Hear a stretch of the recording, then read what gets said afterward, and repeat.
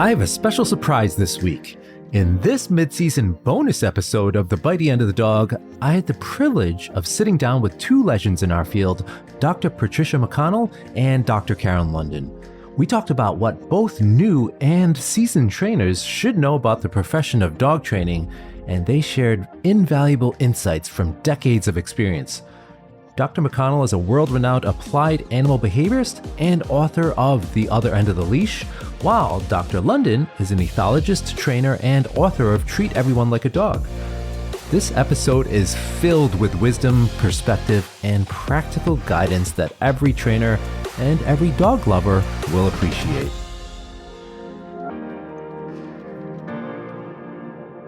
Hi everyone, welcome back to The Bitey End of the Dog. I have two very special guests for this special episode. This is an off-season episode, but when they reached out to me, I couldn't hesitate to do a special episode. So welcome to the show, Dr. Patricia McConnell and Dr. Karen London. Well, thank you so much for having us, and we really appreciate being put in off-season. It's a real treat. I sort of feel off-season most of my life anyway, so but we are very grateful. Thank you, Michael. Thank you. And this is going to be a focus that's going to be around hopefully something helpful for new trainers coming in and wanting to learn more about the work we do, as well as seasoned trainers and folks that have been in the industry a long time, hearing about sort of the decades of experience that both of you have and how you started working together and all of the nuances that this profession brings. So first, let's just dive into how you guys met, because I was looking actually at the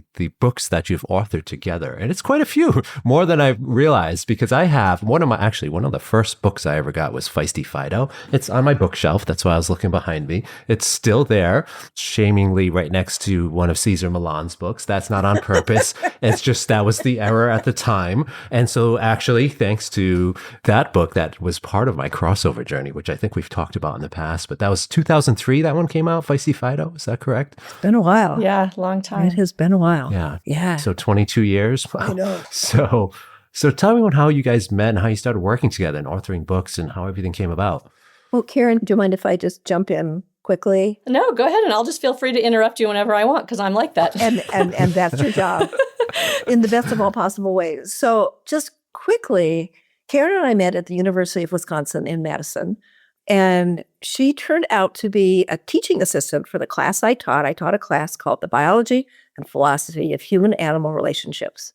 And I called her the radar of teaching because she was fabulous. She was phenomenal. I mean, I had this huge class, 150 people, and they wrote essay exams. I mean, it was a really, really intensive teaching class. And I would meet with Karen, and I would turn to her, and I would start to say, Karen, it would really help. And she would say, yep, I've done that already. She was amazing. She was absolutely a phenomenal teaching assistant. And then it ended up, Karen, I'm going to leave it to you to talk about how the fact that you took a job in Wisconsin after getting married on the East Coast. Yes, it was a little crazy, but I do want to say something about teaching in your class, which was so wonderful. I really enjoyed it. It was great, except for grading all the essays, which was, important, but not everybody's favorite part. I one time took like 50 essays to a coffee shop, and they swore they gave me decaf and gave me regular, and I have barely recovered, and that was like in 1994 and 1996. But I remember that at one time you said to me, it'd be really good to have some exam questions. And I think this is when you started calling me radar, because I said, I wrote 4 or 5 multiple choice questions after every lecture for each lecture. Exactly. And so I remember you being very happy. I'm a little obsessive that way. Well, then I started, I think, helping out with classes, just volunteering as a training assistant, because I became very interested in the work that you were doing with the business, Dog's Best Friend training. I remember one time I actually taught a class because no trainer could substitute. Somebody was sick and someone had been in a car accident. And I think Pip was about to have puppies or somebody, and you couldn't leave the house. So I did that. And then I moved to New Hampshire. My husband started his PhD at Dartmouth. Then Tricia wanted she wanted to train somebody up to see her aggression cases while she took her sabbatical to write The Other End of the Leash. And so I was living in New Hampshire. I actually went to Portland, Oregon to get married. That's where I'm from. My family lived. And then my husband and I honeymooned in Alaska. And then I flew back home My husband flew to Louisiana for his field work, and I moved to Wisconsin, I think 3 weeks after I was married. It was kind of funny. People would sometimes say, did you live together before you were married? And I always said, oh yeah, before, but not after, because we were 4 years long distance, which was sort of amusing. But yeah, it was just such an opportunity. I mean, this is something I would say to anyone that's interested in entering the field. You have to take an opportunity when it comes, because they're not, it's not like dental school where you go and you have your 4 years and then your rotations or whatever. I don't know dental school exactly, but it's not a very specific path. So when Tricia said she wanted to train me to do this, I sat in on cases with her, all of her cases for 4 months, about half of her cases for the next couple of months, and then started seeing my own. And I mean, it was terrible to leave your honeymoon and then, no offense, Tricia, but then to come somewhere else. But it was worth it. Yeah, so that's how I started working for Tricia, and then we both have always had an interest in writing, and so it became natural to do. I think we've done 5 books together, and I hope there'll be a 6th, but we just haven't got there yet. That's amazing. Yeah, and I think one of the things, but besides, I mean, everybody was overwhelmed at Karen's dedication of like, this is important to me. I want to do this. And, one thing I will say about this field is sometimes that really happens. One of the challenges of being a professional dog trainer, who makes a living from it, or an animal behaviorist, it's not like going to dental school or medical school or, veterinary school. You have to create your own pathway. And that's one of the challenges. And, things like, the conference, Michael, that you and so many other people are working on at 26 in Chicago, that's a great consortium of so many different organizations. There's just still no path, there's no like, you do this and then you do that and then you come out with that and then you're ready. And so you have to create your own path. And it's wonderful because you end up with these phenomenal, unexpected situations like me and Karen becoming colleagues and writing together and becoming best friends. But it's also challenging, and people need to know that, if you want to really make a living at this and get really, really serious, although you can do it part-time very seriously, don't get me wrong, but it's not always a easy path to take. You have to be very intentional. I can certainly resonate with that because both of you are part of my path. But imagine if I had taken other paths, and because I wasn't exposed to your books and your work and positive reinforcement-based methods, it's a question I have a lot. Imagine if I'd gone down a different path or learned from other people. You're right. There's no one set way of doing it. So people have journeys, and sometimes that path or that ship's going to steer itself in one direction, and it can go all kinds of ways, right, in this industry. Michael, how did you end up being who you are? How did you end up on this path? I mean, you're so important in our field right now. You've done so well. I'm just so curious about your story. I'm taking over the podcast here. I feel like I need to get that printed on a T-shirt because that's such an honor to hear that from you. It really is.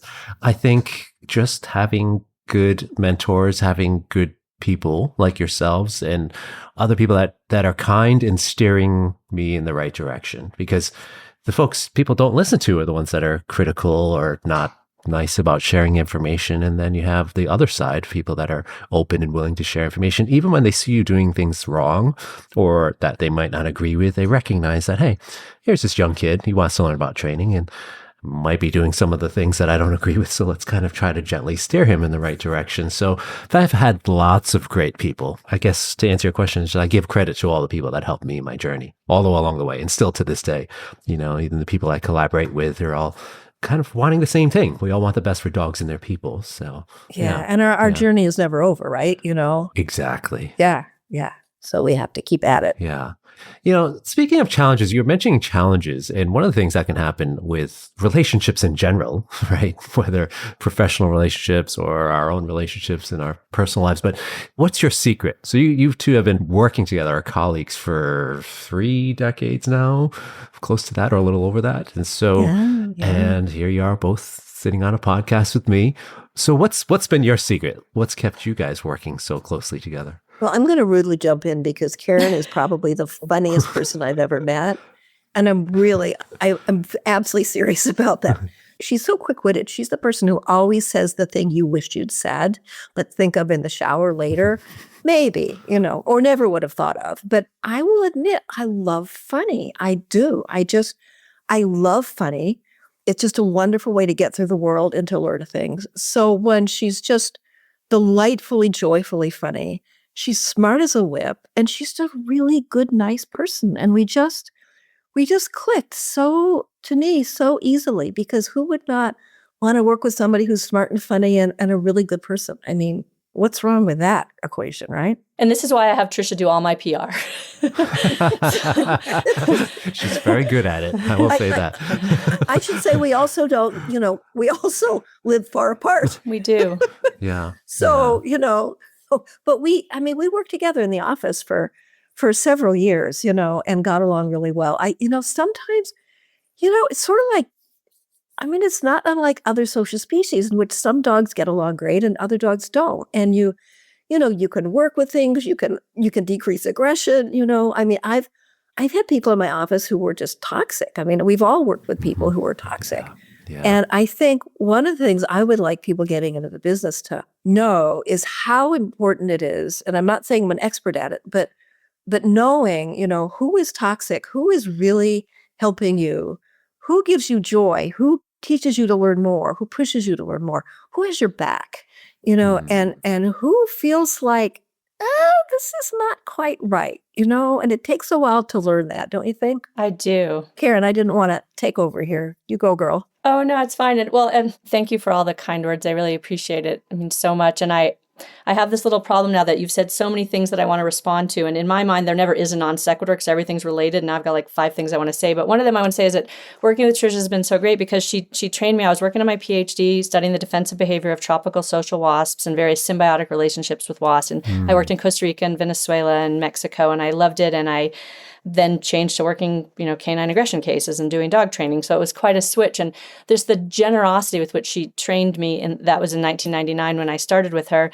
and just continues to be a source, like as I've written and as I've, done some little TV things and some podcasts and just everything. She's always such a, like the best cheerleader ever, which sounds belittling. I don't mean it that way. She just always is on my side. And I think it's rare to find someone that is so generous with what they want to teach you without ever resenting or feeling funny about anything that you might do that's successful, no matter how much. Obviously, Trisha's so much better known in the field and a larger figure. So, but even so, people in high status, I don't mean status in the dog way, God forbid, but just like very well known in the field, even people that come like after them can be like, they want to help you up to an extent, but not too much. And Trisha's not like that. It's just completely generous. So I appreciate that. And then, we do seem to find, it's something about this work is that you have to have a little bit of, I think, of a sense of dark humor sometimes, because sometimes it's very emotional or very difficult. And like, I remember one of the early cases I went on with Trisha, and I remember that we got there on time, but we would get chatting in the car on the way to house calls and then miss our exit on the regular. It did not happen just once. And we went to this house, and it was a very this wasn't actually dogs, it was cats, but it was a huge marking situation, like 4 or 5 cats, vertical spraying, all kinds of things. And we were literally like on our hands and knees, like sniffing it out, sniffing. And I remember Trisha said to me, like, you too can get a PhD and sniff around on the floor for the smell of urine. And I don't have a super strong nose. Trisha, I think your sense of smell is much better. So I was at one place, I'm like, yeah, I think there's some here. And she comes over and she's like, God, like, you think? Like, like I almost killed her. And I'm just, like, I think I sent this in a little bit of cat pee here. So just like kind of laughing about it. And one time Trisha introduced me at a conference about play. She spoke about play, and then I did. A whole bunch of people did it at a symposium. And she introduced me with a picture of me doing a play bow to a dog. And it was like 1,000 people in this room and this giant picture of me with my butt up in the air. And I've kind of since collected all the times as a behaviorist that you have your butt up in the air, like when you're playing, when you're sniffing cat pee, when you're reaching for dog toys. It's just kind of a thing. So we'd like, in the midst of all these sort of serious cases, you kind of laugh about just silly things. But I've just learned so much from Trisha, and that I can only imagine how many people in the field or aspiring to be in the field like wish they had the opportunity I had to work with her. And yes, I did have to live separate from my husband for 4 years, but I still think most people would envy it. Yeah, I think humor and finding humor sometimes in the work we do is so important to balance things out, really. So tell us something that you've both encountered in that regard. Do you have any funny stories that have been memorable to you, but also balance out all the hard work we do? Because we can talk about the difficult stuff in a moment, but can you think of anything that pops out at you? Well, I can think of one. Oh. That's so us. That's so us. You go, Karen. I know. Get out of my mind. Well, I was thinking of one. This was something that happened to me, and it's only funny because there was no serious damage. But I was fostering a puppy. It was an English Springer Spaniel, and her name was Who. And she belonged to one of the trainers at Dog's Best Friend, whose name was Michelle. And she was planning to keep this puppy. She bred hunting spaniels, but she wanted it to go out for basically a homestay so that it had new experiences rather than just growing up at her kennel. And the dog was not an easy house training case. It would pee and poop in the crate, but wouldn't pee on a leash. So, and of course it was February in Wisconsin. It was 20 below. I'm outside at night for that last, everyone can relate to this when you're out with a puppy and you're like, for the love of God, will you just pee so we can please go inside? And I was dressed wearing everything I knew, everything I owned. So, basically like a little bowling ball. And, and right as Who squatted to pee, and it was a big success because it had taken kind of weeks to get there. Right as she did that, I slipped on the ice and gave her, like, by accident, the leash correction from hell. And what I remember about it was so distinctly, well, I wasn't that worried about getting hurt because I was wearing so much clothing, but I remember literally seeing my feet silhouetted against the sky and thinking, oh my God, when I hit, this is really going to hurt. Slam. And it was awful because that really was a terrible I mean, if I'd wanted, I don't use punishment, but if I'd wanted to punish this puppy for squatting and peeing, my timing was, a French kiss, perfect. And I just think it's so ridiculous. Like, I'm a professional trainer and this is the kind of crap that sometimes goes on. I thought that was sort of, it's not one of my shining moments, and the puppy was not physically injured, and there were some training setbacks, but we got there. But I just think, like, if people could see me at home actually trying to train a dog, I'm really good most of the time, but not today. And you fell and you were okay because you were dressed like the Michelin Man. Exactly. Right. Okay. Yeah. Good. Only bigger and more powerful. Yeah, no, pretty much like that. And I remember I came inside and I said to my husband, I was like, whose idea was it to get this puppy? Which it obviously had been mine. Just because, house training a puppy in Wisconsin, who's really a difficult case in such cold weather, it was not a good time. But all was well. The puppy did eventually get her house training, and the guilt, that was probably in the year 2000. I think I'm almost done with the guilt over what I did to her. I felt terrible. I slipped on the ice, in case I didn't say that. Yeah, you did. You did. I love that story, Karen. But I have two, and one is actually your story.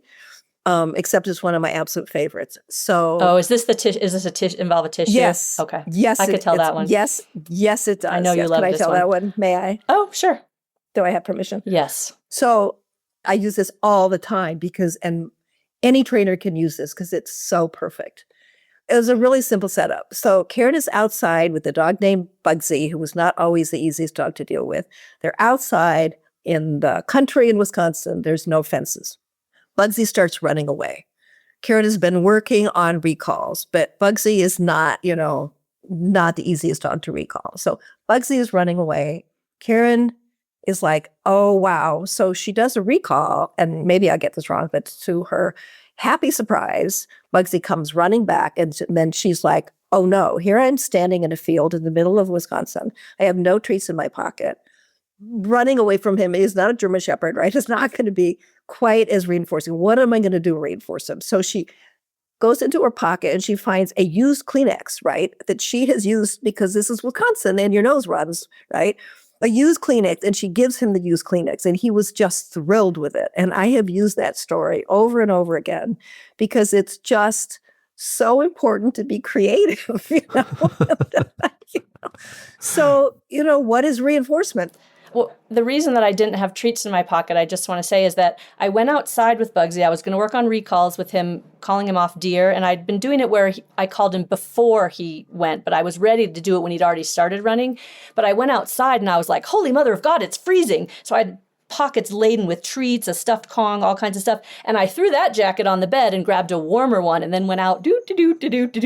And the Kleenex, it was used. Well, there were actually two of them, but when I reached in my pocket, I found a Kleenex. So it was freshly used because I blew my nose, gave it to him, blew my nose and gave him the second one. And it was amazing because his recall got so much better after that. And I think it's because, normally I didn't let him have tissues. So, thankfully my nose was running because it was Wisconsin. But yeah, it's just crazy to me how that obviously wasn't what I had planned, but it actually turned out better than if I'd done the toys and treats that I had planned because it was so special. And I never reinforced him with tissues again. It was a jackpot of quality, not of quantity. And I think it really made a difference for him. And I'll never forget the look on his face. And you know, the kind of dogs, like I know Trisha talked about her dog Fudge growing up and wondering what he was thinking. My husband and I used to talk about Bugsy, and I used to say, I wonder what he's thinking. And my husband was like, I know what he's thinking. He's thinking, duh, because he was not a super smart dog. I mean, everyone's like, oh my God, my dog's so smart. Like he really wasn't. But the look on his face, like the sheer joy, like when and you know, I haven't had this dog in a long time. I mean, I think it was 2004-ish when he died. I still picture that look of joy on his face when he got to eat these tissues. Of course, I'm there like dry heaving and gagging because it was pretty disgusting. Well, listen, Karen, if the training and writing thing doesn't work out for you, you could always open your own line of Karen's nose dripping treats or something. Yeah, right. I know, right? I know. But now I live in Arizona, so not as much nose blowing. Yeah. You know, the reason I tell that story so much is that I think it's so important. We can get so stuck in a routine. You know, we give them dried chicken. We give them, you know, we play tug with them. I was just reading about happiness in humans and about how one of the things that helps people be happy is to do something new and different. And yesterday I got to do something new and different. I went fishing for trout at Devil's Lake in Wisconsin. You know, I don't have a boat. I never get to do that. And it was so fun to do something different. So thinking about with our dogs, you know, I think all of us as trainers and behaviorists and owners need to think about, okay, what can I do that my dog would really love that is really, really different? So that's one of the reasons I love that story, besides the fact that it's funny. But if I can, I had another funny story that I also think leads to something we should all talk about, which is humility. Yes. Which is, you don't have to look for it in dog training. I mean, anybody who's ever taught a class or worked individually with a dog, you know, there are times we all know, you know, if you're just in a class, and Karen and I have done a lot of that. Michael, I don't know how much you've done that, but it's a great way to make a fool of yourself and to be really humble because, you know, especially the first night of class, right? All the dogs and all the people are distracted and can barely focus. I remember thinking every single first class, I thought, this is never going to work. And somewhere around class 2 or 3, I literally was like, oh my God, this works. You know, it's like, I'm shocked. It's just amazing. So my story of humility is actually wasn't teaching and having a dog not doing what I wanted it to do, which is going to happen to everybody.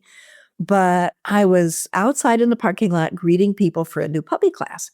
I had a border collie who was wonderful with puppies, absolutely great with puppies, super socialized, really just excellent with puppies. He had boundaries, but he, you know, enforced them very appropriately. So we're outside in the parking lot. Somebody comes up with a puppy. I have my border collie, I think it was Cole Hand Luke, beside me. And this woman comes up and says, oh, I'm so excited about puppy class. And we were chatting and we both looked down at the same time. And Luke had lifted his leg and was peeing on her pants, on her leg. And I just looked at her and I said, and you too could have a dog who's as well trained as mine if you come to my classes. I mean, what else are you going to say? So, yeah. So I think, I mean, I'd love to talk about the fact that you need to be ready as a trainer for things not to go well, you know, to get stuck in a class or to be with a client where you have this expectation and it's not working. And there's a moment of like, what the, you know, Michael, that must happen to you too. Oh, absolutely. Absolutely. I think back to actually when I did teach group classes, I was teaching group classes at one of the facilities. I was learning to be a dog trainer, so I was very new and green. It's a great entry, isn't it? Definitely, definitely, because you will stay humble and you learn humility because it was kind of at a shelter. It was like a doubled as a shelter where trainers could go learn. And we had our one demo dog, right? This Malinois, this old Malinois Mickey, and just a probably 10-year-old rock solid, just well-trained dog, but not for me. For some reason, he's like, I'm not going to listen to you. I'll listen to everybody else. Because everybody took turns like sort of using him as the demo dog. And you'd teach like a class of like 6 or 8 other handlers, people coming in with their dogs. And I was trying to teach just a basic stay. And he made me look like such a fool because he wouldn't stay. He just kept getting up, going off and doing his own thing. So yeah, that made me realize that, hey, you're going to have days where the dogs are going to call you out and say, yeah, not for you today. Yeah. The other people, yeah. Yeah. So I've so had that happen. I remember this one incident, and I remember one of the other trainers at Dog's Best Friend was in the class, which made it even more embarrassing, but we were working on having dogs sit politely in greetings and not jump up. And I know there's a lot of discussion in dog training classes about using like the demo dog that's really good, but I really did, and I still stand by this, even though sometimes it makes things not go well, try to use everyone's dog as a demo dog at some point. I just would always err in favor of making people feel comfortable and having the relationship than like showing off my dog training skills. And for whatever reason, I had used every other dog except this Commodore, which was a mistake. And I swear I was just molested by this dog. It was just like all over me. It was up over my shoulder. It was in my hair. Like it was like, if you want to see like exactly what not to do with a dog and keeping them from jumping up, this is what it looked like. And you know how they look so moppy anyway. It literally looked like it was mopping the floor with me. It was so incredibly awkward. And I was like, well, like some dogs take a lot of time to do it, or not all dogs have read the books. And it was just like such a poor choice on my part. But the owner was like, thank you for using my dog. It's like, sure, anytime. And I remember another time, just in terms of this is like kind of a small thing, but it relates to the peeing story. There was a little puppy play session that we did. And I don't know exactly why this happened to me, but the puppy had pooped and I had stepped in it, and I didn't notice, and I'm walking all over the floor or whatever. I was like, oh, you know what? I think somebody must have let's find that dog poop. Someone must have stepped in it. Could everyone just check the bottom of their shoes? So I checked my shoes, and sure enough, it's in mine. And I was like, oh, and I'm thinking like, oh my gosh, it's like ready to go to the next section. And Julie Vanderloop, who is a trainer at Dog's Best Friend, was like, Karen, I'll just quick go clean that off in the bathroom sink, and and then she wiped the floor. It's like, oh my gosh. I mean, she's in there taking a class with her puppy, but she's like, you know what? I'll just clean the poop off your shoe. I've always been so grateful to her. It's like, that is a team player right there, because it was humiliating enough, but then if I'd had to not had the shoe clean, it would have been even worse. So it was just ridiculous. Yeah. Well, it's great to hear, again, funny stories will come up. And I think it's very important for trainers to think back to the fun moments or the humorous moments and the mistakes we make too, because we're all human. So I kind of want to shift into the challenges we face, but then I also want to get into the rewarding aspects of it, because we talk a lot about challenges, and this, of course, is aggression podcast. So we're talking about bite stories and really difficult scenarios and the emotions involved. But Patricia's got a story about teeth, I think you had mentioned. So when I first started, early on, very, very early on, a long time ago, I started having nightmares. And my nightmare was lying on the ground, being attacked by dogs who were biting at me. Imagine, literally, you're on the ground and they're like 10 huge dogs, and all you can see are huge white teeth biting at you. And I would wake up terrified. And that was not good, right? I have PTSD from a variety of things that happened to me earlier. And so this was like, oh, the night terrors are back. But then, so I'd go into the office, and then dogs would, sometimes show their teeth at me. And I'd hear about all these bite cases, and I hear about all these really serious bites. And I started thinking like, okay, these things are related. These are related. And then, and I don't know how this happened, but somehow I managed to desensitize myself in the dreams. So rather than them being real night terrors, they gradually became like, oh yeah, it's dogs and teeth. And I felt like somehow I was internally desensitizing myself to seeing dogs show their teeth at me, to being in a situation in which dogs might bite me. And it correlated with me feeling more and more comfortable working with aggressive dogs. I don't understand the psychology of it.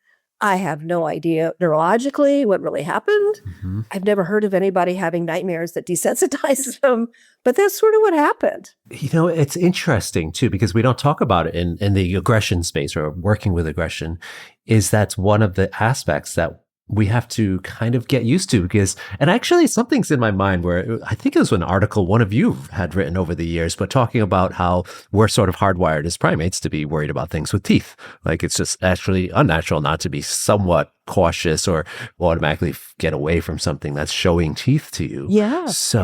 And we don't talk about that in the aggression space. Like it's going to be part of your work. You're going to be experiencing dogs that show their teeth, growl, lunge, bark, snarl, snap, all those things. How do you prepare for that? Right. Yeah. We can't, desensitizing yourself in the dream is really interesting, but that's something when you think about it, it's something we have to do in the work we do. So what are your thoughts there? Well, Trisha told me about this teeth dreams very early on in my interning with her. And so I was sort of waiting for my great desensitization and fearfulness and of that. And I mean, definitely I'm afraid sometimes, but what's interesting to me is that two of the very early cases that I saw with Trisha, it was just whatever was on the schedule the days I started. But in the first week, one of them was this dog that had bitten many, many people, and it wasn't comfortable on anybody but the owner, really, really extreme. And I remember sitting in there the first day, I think it was an Australian Shepherd or Australian Shepherd cross, and, hard, cold eyes glaring at us. Trish, I could see, because, she's not only dealing with the client and dealing with the dog and dealing with the interaction with the client and the dog, and then she's got this green intern in there, like, God forbid, I'm sure she's like, I hope she doesn't do anything that makes this any worse. And she trained me not what to do, but I was still new. And so that was really serious. And then I think within the week, there was this dog that, it's one of the few dogs I can say looking back that really was less likable than almost every other dog I've ever seen. And I remember that the dog had bitten so much and the woman was in such peril from lawsuits or whatever, that the dog had bitten her really severely and she had sewed it up herself. And she had never, and she had not, she was not a medical practitioner of any kind. She had just got out her sewing kit, like I might sew a button on, and sewed it on herself. And I remember sitting in there thinking, wow, what have I got myself into here? I left my husband in New Hampshire and, I'm here and, oh my goodness. And, but because those two cases were so serious in the first week, that over the next 6 months, of course, there were some other serious cases, but there were a lot of the dogs growling at strangers or the dogs lunging at other dogs on walks. And I don't mean to make light of those. Those are serious cases, but they aren't the kind that have you lying in bed at night with your covers up to your neck, worried that the devil is coming down your chimney with, a dog like that. And so I feel because Trisha was sort of my guardian angel and she was in the office with me with her cases for so many months, I don't think I experienced the same kind of, I felt so well cared for and so safe and protected. That I just didn't quite have that. Although I still occasionally am sitting in a case and think wow, this is a pretty serious situation we've got here. Again, here I've been doing it for, better part of 30 years and I am still sometimes have what have I got myself into? I still have that thought occasionally. Yeah. And I'm not sure, Michael, if that's the question you were actually asking. I was just sort of addressing what we generally been talking about. Just open-ended kind of question and trying to just get your thoughts on that, because it's actually a topic I haven't talked about much, with anybody, the fact that we have to think about things like that. And Michael, Karen and I saw, and I know she still sees, a range of problems from separation anxiety. You specialize in aggression. I'm really curious about your path in that and sort of what it feels like. And, I basically, after, I don't know how long, a certain amount of time, I got to the point where I think is a great place to be, which is anything a dog would do. It was oh, thank you for showing me your teeth. That's information. Yeah. Thank you for growling at me. All of those things were information for me. And I think that's a great place to get to. But I had to work through. I should just quickly say, parenthetically, Karen worked with wasps, really closely. She's way braver than I am. So I should just make that point. But so I worked at the point where I was thank you for growling, thank you for showing me your teeth. So what was your path like? Because if you specifically work with aggression, you are putting yourself in danger. And obviously, we're smart. We know how to set up situations. We know to be proactive. We know to make things safe, because nobody wants a dog to bite for the dog's sake, much less ours. But I'm curious about your path and all that and your experience. It's interesting because I think there's multiple motivations for me focusing on aggression. I liked it. I thought I kind of understood it as best as I could back then when I first started just doing aggression exclusively. I like that when you focus on one thing, you just get better at it naturally, right? So that's your one thing that you do all the time. And that's kind of how I do things in life. I would get really hyper-focused on something. So I actually, when I started wanting to do just aggression cases, I went on Dogwise and bought every single book that had the word aggression in the title or had to do with aggression. And I just took the deepest dive into learning about it just because, I really liked it. But the other aspect too, in terms of staying safe and getting used to the growly dogs or these dogs that, there could be weeks that could go by and you can't pet a dog, and when we're as trainers, we want to spend time with dogs. We want to play with puppies or at least once in a while, but there'd be sometimes weeks I would not be able to get next to any of the dogs. It'd be all first time stranger danger consults and those kind of things. But I realized that also when I was doing a lot of different cases. I'd see a puppy client in the morning, then I'd see a leash pulling case in the afternoon, and then I'd go to aggression case. That's a lot of gear shifting. So you go from, okay, I'm just being able to pet this puppy, and then you can kind of forget sometimes. So for me, what worked for me was just that if I stay with one kind of just with aggression, I'm always prepared. I'm always going in with the same mindset versus having to shift. So that's another motivation over the years that caused me to go just with aggression cases. So yeah. That's a really great point. I didn't think about that kind of frame shift that, you have to make from a dog with separation anxiety to, It's hard. I mean, obviously there's a ton of different motivations for aggression, aggression, right? She says with finger quotes, but nonetheless, yeah. I think that's really interesting, the idea of specializing, because one thing I really like is I like doing different kinds of things because I feel like I love my work. I love it so much, but it is emotionally draining, and I feel like I have to protect my emotional health. I have to have, love and cheer and joy to give to my, friends and of course my husband and my kids. And I like the kind of the switching of it and doing different things. But then, I mean, I'm a trainer, I'm a behaviorist. I sometimes teach at the university. I work a lot as a writer. I've done some coaching. Like I think I'm always been more a jack of all trades, master of none. I do consider myself an aggression and play would be my two specialties, but it's really interesting. I really like the idea of different people being either hyper-focused or more broadly. Like we were talking earlier in the podcast about how there's no direct path to what we do. And one of the things I love about that is there's so many different perspectives that people come with. Some people come really through like training, and people that showed in 4-H as kids. Trish and I both came through research and ethology, and there are people that come through psychology. And I don't know, I think it's kind of interesting how our field is so naturally interdisciplinary. And I think interdisciplinary areas is sort of where the magic happens. But now my brain is troubled because I haven't considered this, how the value of specializing is so, like, you save all that energy of, like you say, the gear shifting. Oh, now I have something to think about, and it's going to, like, next time I'm out running, I'm not going to be thinking about my times. I'm going to be stuck here. Trish and I, and there's a joke that we used to joke about a long time ago, because when I was learning Spanish, I got the words quesadilla, which is, tortilla and cheese, or like a cheese sandwich, and pesadilla, which is a nightmare, mixed up. And we had a little issue when we were writing one of our books where we changed the order of the chapters, but there were various references in there, so then the whole thing had to be reworked. And I had always joked about like quesadilla and quesadilla. So I think Trisha was the one that was like, yeah, it's a total cheese sandwich, because it's like, like quesadilla and quesadilla. So even now, like it's been a long time since we've collaborated writing a book, but whenever we'd have something bad happen, like it would be like, oh, we got a little issue, or like, is it a total cheese sandwich? Which I just think is funny, because when you spend a lot of time with people, you end up with your own language. And in this case, it actually came from my challenges learning the Spanish language. But that's anyway. A little Wisconsin talking to, I think, right? Oh yeah, don't you know, for sure.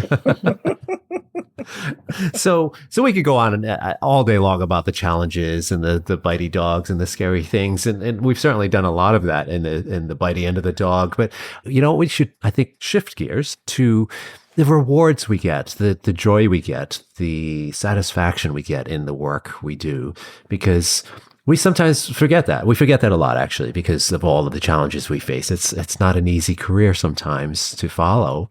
So let's jump into that. What's if you had a takeaway message about what you really love about the work, what satisfied you, so yeah, let's go. Let's do it. You can't see me on the podcast, but I'm raising my hand like a kid in the classroom, like, oh.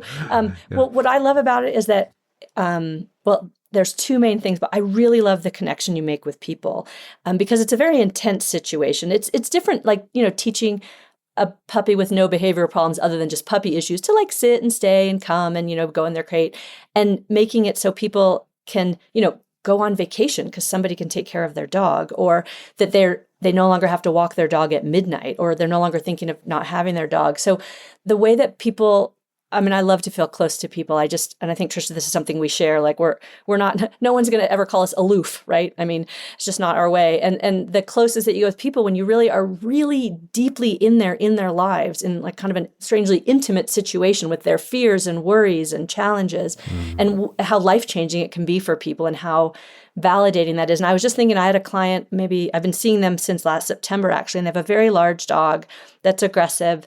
And it's a young man who owns this dog, and his parents live in town, and they were saying, like, we're afraid to leave town. What if something happens to him? Like, who would let the dog out? Like, and he has a dangerous job himself. And we've got to the point where now I could go in, and the dog might not be thrilled to see me, but I could safely let this 200-pound dog out of its crate into the yard, feed him, give him water. We're not going to snuggle on the couch. and we're not going to probably play, but I could take him for a walk and I could let him out in the yard. I mean, they were saying like they feel now that they can travel there, this retired couple. They actually had sent me a text like, thank you, this is life-changing for us. And really what's life-changing is somebody can go to their son's house and safely let their dog out should that be necessary. And I mean, I don't usually like dog sit, but obviously if something happened, I'd be more than happy to do this. It's not part of my business, but the idea that we've gotten to that point since September. So, that's like the better part of a year that it's taken to get here, life-changing. And people that have never had a dog with those challenges can't imagine what it's like to be like, I'm the only person and my mom and dad who could be around this dog safely. And now there's actually my husband and me and both our kids, because my kids are over 18 now. So I no longer have to worry about child protective services. When I say, oh yeah, they helped me with a aggressive dog consult. That the dog needed to get used to kids crawling or doing handstands. Now that they're adults, it's better. So I just love how gratifying it is and how close it helps you feel with people. Yeah. What about you, Tricia? What's your takeaway? Oh, yeah. I think, all three of us, and I think so many people listening, and hopefully people who are listening who are thinking about getting into the profession, so many stories that are so heartwarming. It's based on the fact that our emotional connection with some animals, dogs especially, but also horses and cats, and, our emotional connection is so profound. We've all written about it and talked about it. It's so profoundly important. And like Kieran's case is trying to, finding a way to help people either deal with a profoundly distressing emotional situation or to alleviate something that could be an emotional situation. My story at the moment is I'm not seeing clients, but I'm still really active, and I have a friend who has severe allergies and has to give up her dog. And it's breaking her heart. And I don't say that lightly. It is breaking her heart. And I have been helping her through the process of finding another home, had, a prospective family, another dog come to meet on my farm, to have the two dogs meet. I've been there, I've answered a million emails. I told her to call me at 3 a.m. She had to, because I knew how hard this was. And she's written me, I know she won't mind me talking about this. She's emailed me, I can't tell you how many times, like, thank you, thank you, thank you, thank you. I don't know how I would get through this without you. And being able to be in a situation like Michael, you are, and Karen, you are, and I still am to some extent, of being able to help people through these profoundly, potentially painful situations is so gratifying. It's so heartening and so worth all of there's a lot of garbage, but so worth it. And relates to one of the things I think that is hard for many of us in this profession, which is that what we do is so important from a health standpoint, from a safety standpoint, from an emotional health standpoint, psychological standpoint. We've all seen families that are about to get divorced. How many couples have you seen who are about to get divorced, right? We're not therapists. We know we're not, but we play huge roles in trying to help families get out of really profoundly difficult, life-changing situations. And so being able to do that is so heartening. One of the things I think people getting in this field need to know, however, is that even though companion animals like dogs are so critical to the emotional health and the family life of so many people, it is still a profession that has very little status associated with it, right? It's, you're a dog trainer, right?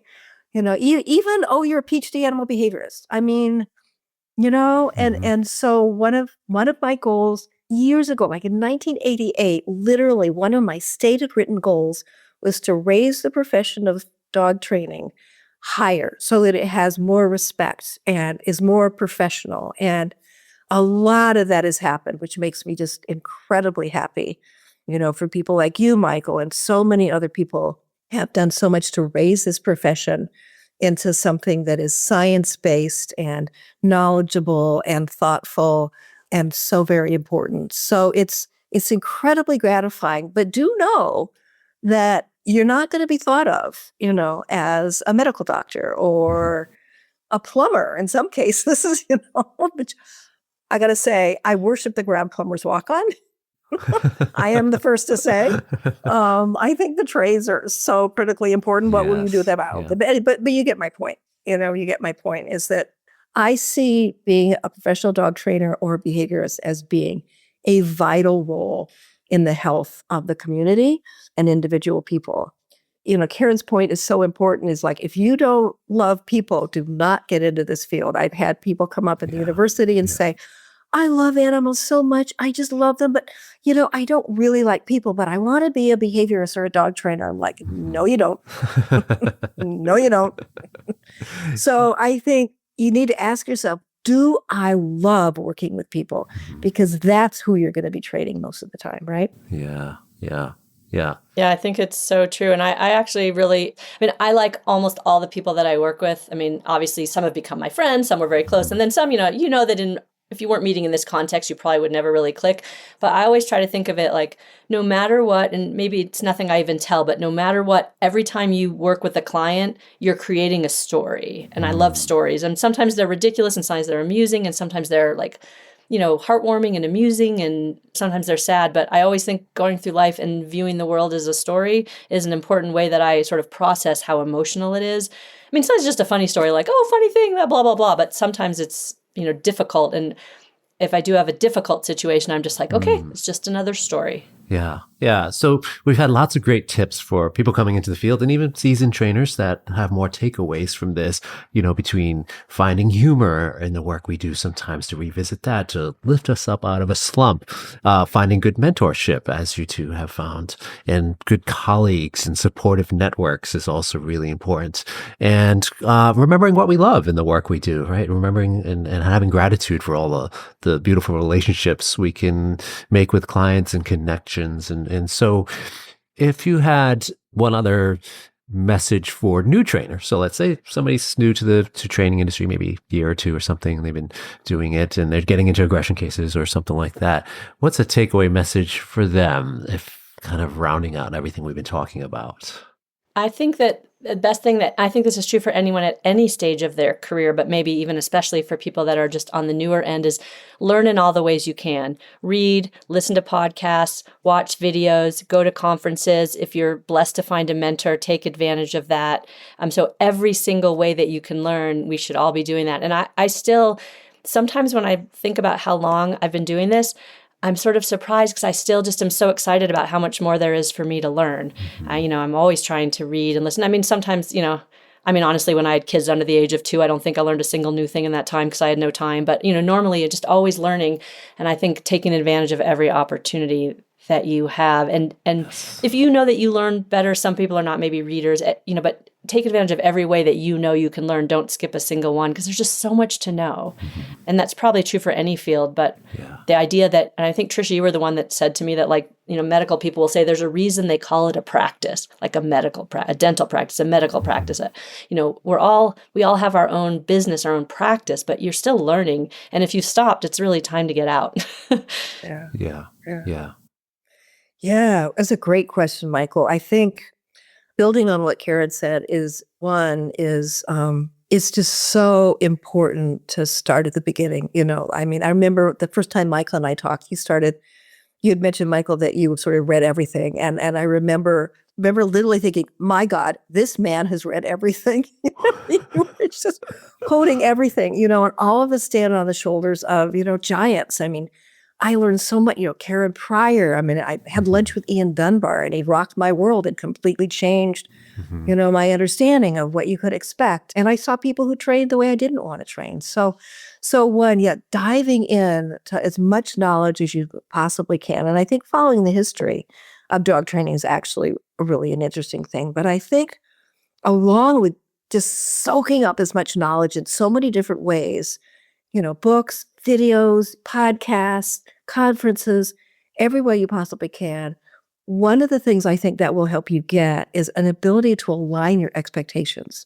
Because I have seen people who want to get into the field who literally seem to think that what we do, Michael and Karen and me and all of our colleagues, is that basically we spend our days running through fields of daisies with puppies. Golden retriever puppies usually, right?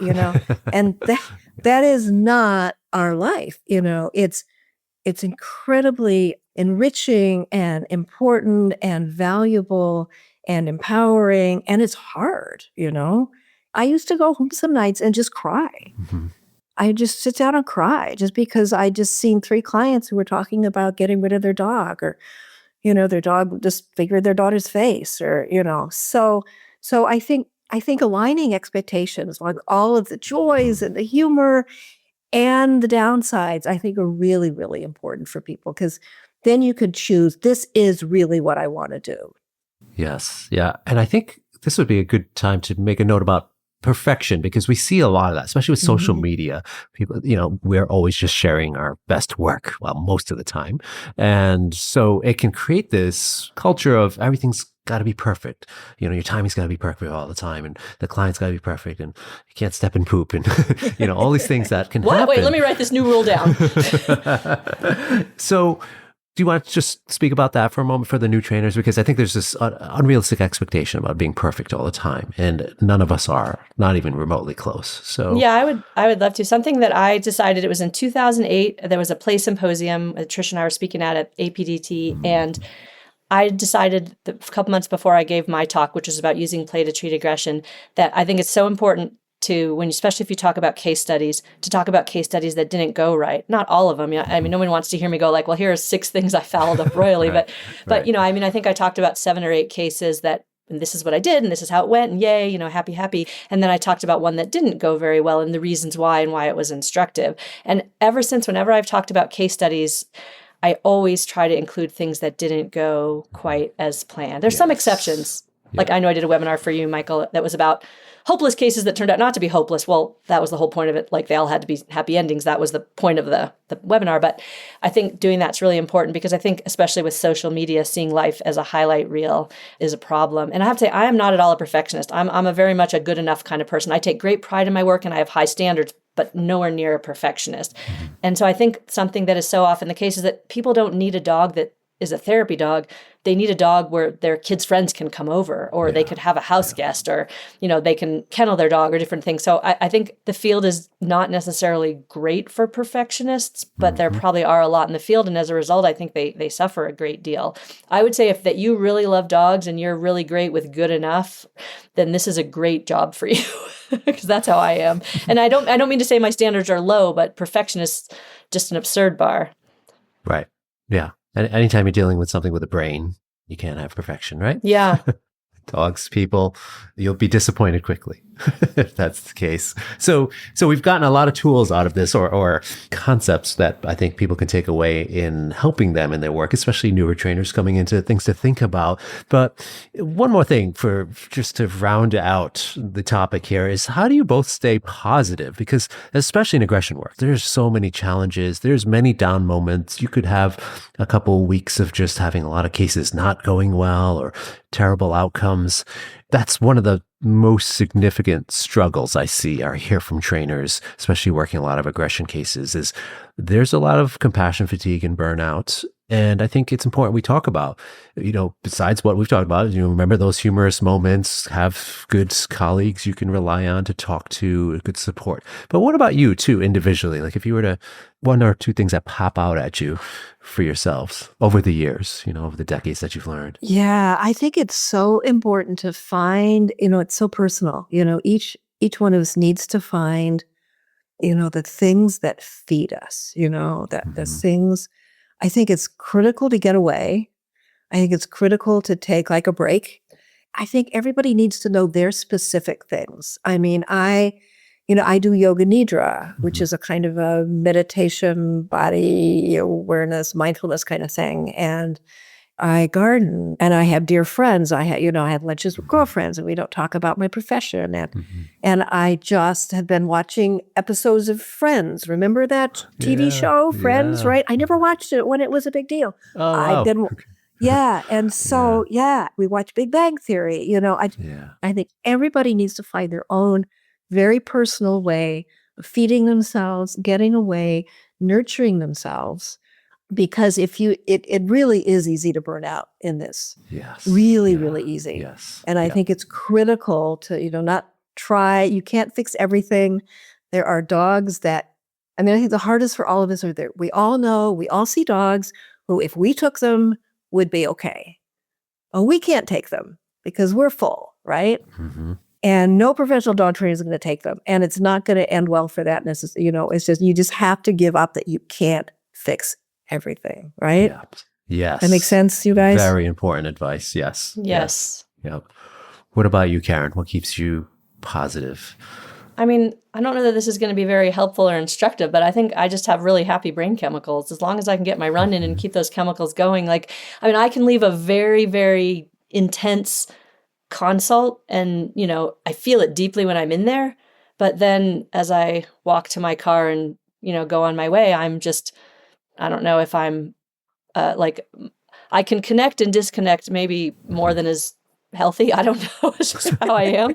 I don't know. But enough about my therapy situation. But no, I just feel like I just have really naturally happy brain chemicals. And if I get enough sleep and I can run, those are the two. Otherwise, I don't have happy brain chemicals.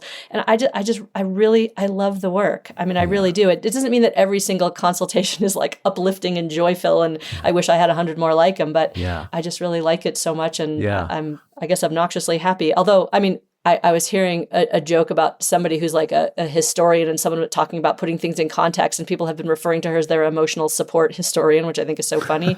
And I feel like being able to talk to other people who understand what we do, dog trainers and dog behaviors, it's kind of unusual. Like both of you are, Tricia has been for a long time, but Mike, you're just going to be joined in the club. You're my emotional support, dog behaviorists and, dog trainers. And I just think talking to other people that do what you do, because it is hard for people to understand when they think, as Tricia says, we're just running through a field of daisies with puppies, that it's also happy and joyful. Like I do feel happy and joyful about it, but it is nice to talk to people who the seriousness and the weightiness of it can resonate. Definitely.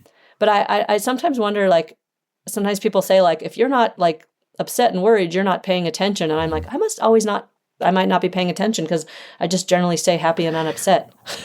Well, I think there's a very important takeaway message from what you both said, is that when, especially new trainers, and myself guilty, 100% guilty of this, is you get into a business, you're running a business, and you're like all in. So you forget to take the time to do all the things you're talking about, to go running, to go gardening. That's so crucial. And I find that happening a lot because, let's face it, aggression, when people are taking an aggression case, sometimes people get very busy very fast because everybody's desperate for help. Yeah. So they're like, oh my gosh, this is great. My business is doing well. I'm making all this money, but they forget to take personal time. And the next thing you know, I hear from them about a year or two later, Mike, I'm really burnt out. Well, you got to make sure you're taking care of yourself, because from an ethical standpoint too, we have to show up as the best version of ourselves for our clients. And if we're not doing that, we're not helping them and we're not helping ourselves. So yeah, very good advice. And I just want to jump in and credit Karen for something. Karen, you taught me, you were always better at knowing your limit and your boundaries. So Karen would be like, somebody would call 5:30 and say, my dog's going to be euthanized tomorrow. Can I come over? Or can I come at 7 a.m? I know you're booked starting at 9 or 8:30, but can I come over at 7 a.m? And Karen was way better than I was at saying, like, I'm full, I can't do that. And I was like, I have to help them. And then would get exhausted and overbooked, So one of the things Karen helped me with is learn, like, I can't. I just can't. I can't do my job well and see every dog, every person, every time. I actually had written a note to myself. I don't know if you can see this. I had written, well, I can't, but anyway, I'd written boundaries. I was going to mention that with happy brain chemicals. I'm so glad. I think boundaries are really important. And I think of it very much like I used to work on Catalina Island and worked as a lifeguard. And one of the fundamental things is don't become part of the problem. Like, you have to keep yourself safe so you can save others. And then when I had young kids, I remember one of them would be crying and I'd be like, okay, but I have to get a drink of water and sit down and use the bathroom before I nurse you. It's like, I got to take care of me before I take care of you. And that has since become very common in the world of, put on your oxygen mask first is the version of it. Although that's not the way I knew it. I was going to say something that when I worked for Tricia, I was doing clients full time then, and also doing 1 or 2 days of training classes. But she always encouraged me to schedule one day a week. I like to do Friday, but I'd sometimes do Thursday, where I didn't see clients. And she taught me that's so critical to have a day where you don't see clients, and not just on the weekend when you're, like doing fun things, but also like your laundry, your grocery shopping and whatever. And obviously sometimes we'd put emergencies in on that day, but to have a day and, you'd catch up on your case notes and you'd make phone calls. And, when we were writing, we do a lot of writing on those days. And I remember one day, we people always offer people coffee. And I remember one day it was like a Friday and I didn't have any clients and I just went to go wash the week's mugs. And I was like, which it took 10 minutes. But I remember being so happy. It's like there's nothing less intense than just washing the mugs compared to the aggression cases you see all day. Things have to get done. And Trisha was always, this is only slightly related to this, but one day Trisha was doing all this photocopying and it was like, and it's just the way things had happened in the business, obviously that's not the best use of the owner and boss, but she's like, just the way everyone else went, she was the one that had time that day. And I've always appreciated that kind of very teamwork effort. Or she's like, some days I'm the one doing the photocopying, like everybody's got to do it. And I just, that's not related to anything except in my mind, but just different things. Michael, what is your takeaway? What is the one thing you want to say? To trainers, or in terms of remaining positive? To trainers. Yeah. To trainers. Yeah. I think, now I have to think about this. I'm on the spot. Welcome to our world. Yeah. I think it's taking moments. Give yourself some time to think, because in this hectic life we live with, these little snippets and these little dopamine fixes we get from social media and scrolling through things, it doesn't give us time to think really deeply, because that's what I actually miss about when I was driving to so many consults. I do my best thinking driving. On the way home from a consult, sometimes it'd be like an hour or hour and a half away. I have to drive these crazy distances to see clients, and that I would do my best thinking, because then I would process a lot of what I did in the consult. Be like, what did I say? Could I change that a little differently? Could I have done that differently? What are my future plans? Like, I really did a lot of thinking, and we don't get that time these days. We don't have much time to really just sit in our thoughts as much as we used to. So make time for that. That's my advice to new trainers, is don't get caught up too quickly, because it will come fast and hard especially if you just get into aggression cases. No kidding. It's just you're going to be nonstop and going, and you're running a business and you're learning and you're doing all these things we've been recommending throughout the podcast, but you need to pause sometimes. So yeah. I think that's really smart. I actually used to give, and for clients very often, not always, but I would say, okay, here are a couple of things I want you to take home right now. We're going to work on this with your dog, and I want you to take that home and work on it. I'm illustrating it. I'm training you to do it. You do it in the office, but I'm going to think more about your case, and I'm going to come up with a whole plan for you after I've had a day or two to mow on it, because I'm a bit of a mower. So yes. Yeah. Yeah. You don't have to fix everything right away. Exactly. I think that's such an important point, Michael. Yes. Yeah, I agree. So let's take a couple minutes just to plug a couple things. Now that everybody's listened to how amazing you two are and all of your life experiences, we have some additional life experience information to share. And one of them is it's called The Art of the Graceful Save, Finding the Right Words to Ease Awkward Moments in Dog Training. That webinar is coming up on October 9th. So probably about a month or a little bit more than a month from when this podcast episode will be released.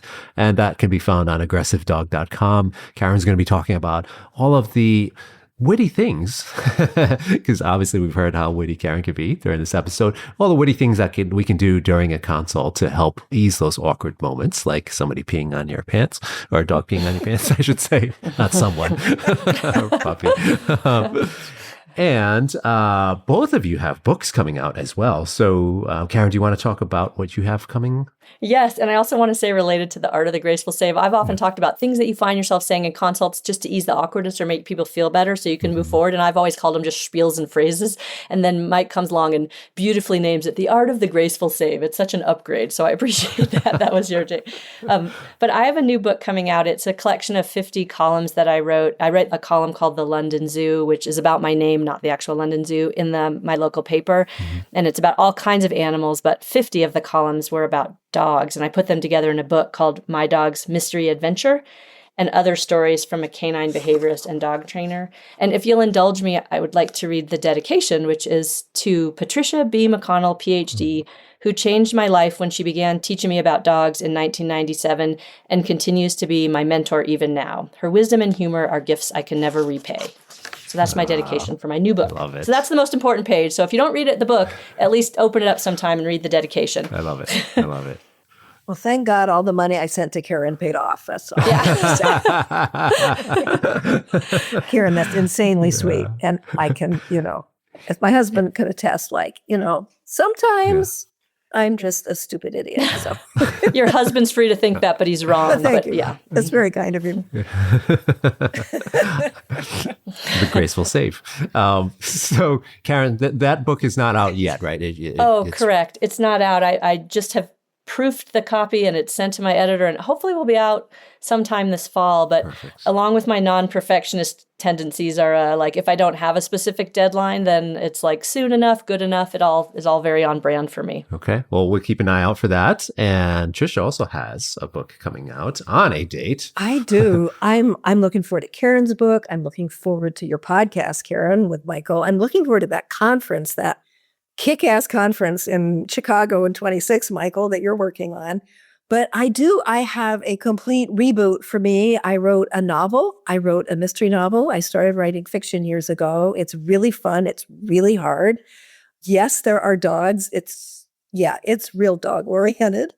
And I will tell people it's called A Way to Me. A Way to Me is the cue a shepherd gives to a dog to run counterclockwise around the sheep. But it's also a bit of metaphor for the protagonist, Maddie McGowan, who pushes people away but really wants them to come in closer. So it is available now just as of a couple of days ago for pre-order. Its launch date is February 24th to 26th, but you can pre-order or order it on Bookshop, Barnes & Noble, and Amazon. Yeah, the one thing that I have to say to this particular group is that, of course, no dogs die in this book. I will tell you, there are dogs that are in a certain amount of danger, but of course, and don't tell my editor I said this, no dogs will die in the making of this book. I promise you. And a lot of people are thanking you as they listen to that, because that's a big question I that should gets tell you asked. that people do. People do, but dogs don't, because I'm not an idiot. Amazing. And I'll be sure to link how to pre-order those books in the show notes. So if you're interested, go to the show notes for this podcast and you'll see those links. Dr. Karen London, Dr. Patricia McConnell, thank you so much for coming on. It's always a pleasure chatting with you both. And I'm sure I will see you both soon in person. I know I will see at least one of you in person soon. So thank you so much. And I hope to see you again. Thank you so much, Michael. Thank you so much for having us. It's always nice to talk to you both. Great pleasure. Thank you so much. As always, what an incredible honor to sit down and chat with two legends in the dog training and behavior world. I hope you enjoyed listening to their insights, and I look forward to continued collaboration with Karen and Trisha. And don't forget to pre-order Patricia's upcoming book, A Way to Me, where you can find links in the show notes too. And keep an eye out for Karen's upcoming book, My Dog's Mystery Adventure. Thanks for tuning in, and as always, stay well, my friends.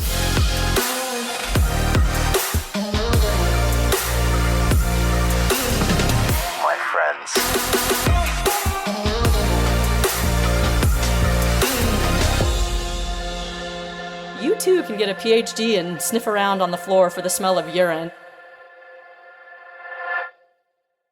Yeah, I think there's some here.